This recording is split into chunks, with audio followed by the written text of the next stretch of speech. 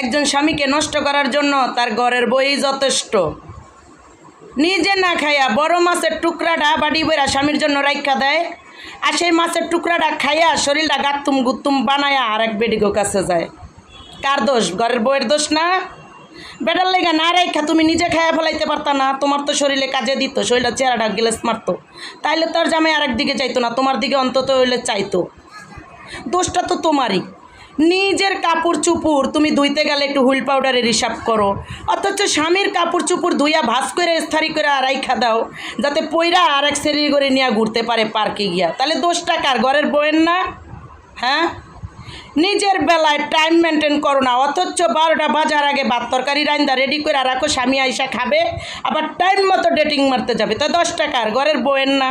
হ্যাঁ, তুমি জামার চিন্তা না কইরা তুমি যদি নিজে রান্না বাড়া কইরা তাড়াতাড়ি করে খাইয়া গোসলটা ঠিক মতো করতা,